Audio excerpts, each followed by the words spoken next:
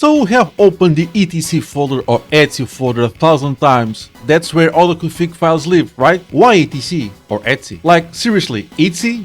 The Linux directory of and so on? Well, it turns out there is a very cool story behind that name. It goes back to the early days of Unix. To understand that history behind the etc folder, we need to rewind back to the 1970s. Yeah, we have to go way back there to the 1970s, when Unix was first being built and developed by Bell Labs. Yep, Bell Labs have their hands into this story. Back then the file system was much simpler. It was /bin for the binaries and /lib for the libraries and /tmp for tmp files and etc or etc, well, for literally everything else.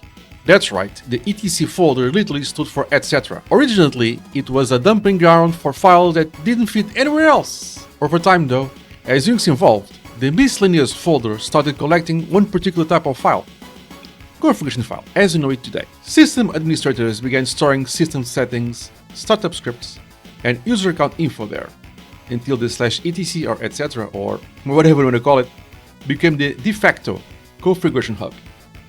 So the etc folder turned into one of the most important directories in the entire Linux system. And get this, people actually tried to rename it later on. And there were several proposals for renaming the etc folder, just like editable text configuration or extended tool configuration. But by then, the etc folder was deeply rooted in the Unix history and just stuck. And became, and still is, the most famous miscellaneous folder in all of tech. So the next time you are browsing the etc folder, like for files, for example, the etc fstab, for example, the etc /ssh sshd-config file within, obviously, the etc folder, for example, the etc shadow or etc passwd. There are way too many files to enumerate here. You are working on a folder that literally meant everything else. From chaos to full configuration folder, that's the actual Unix way. Well, now you know. Well, now you know why the etc folder is called etc or etc or etc. If you like this piece of Linux history, don't forget to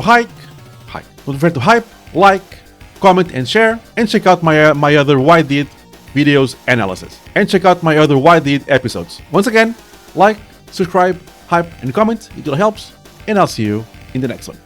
Cheers guys.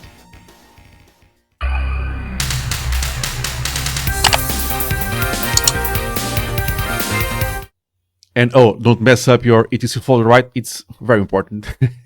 See you next one.